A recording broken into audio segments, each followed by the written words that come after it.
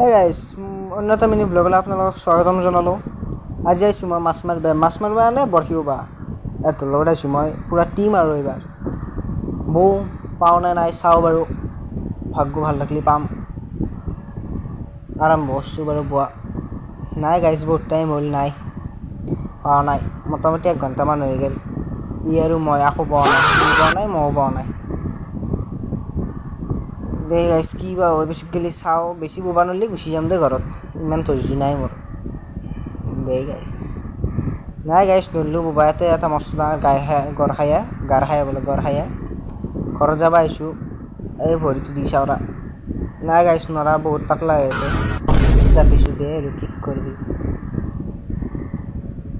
নাই আজি result out নহ'ল গাইজ, বহুত কষ্ট হ'ল, গৰম লাগছি। ৰবিবাৰটো এনেই গ'লে যেতেই বহুত গৰম আছিল ৰাতিপুৱা। এতিয়া মই ভইচ অভাৰ কৰি আছোঁ। এইফালেদি গৈছিলোঁ গাইজ, সিফালেদি আহিলোঁ। বহুত বোকা খচি গৈছোঁ গাইজ। মই লং পেণ্টটো মাৰি গৈছোঁ মই গা ধান নিচিনা, কি কৰিবি আৰু মোক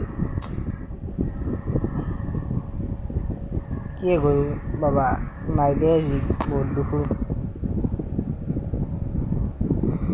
বাই বাই গাইজ, অন্যথা আমি ভিডিঅ'ত লগ পাম। এইটো ভিডিঅ'ৰ যদি ভাল লাগছে এইটো video' like comment share subscribe কৰি দিব। Bye bye guys, bye bye, জয় অসম, বাই বাই।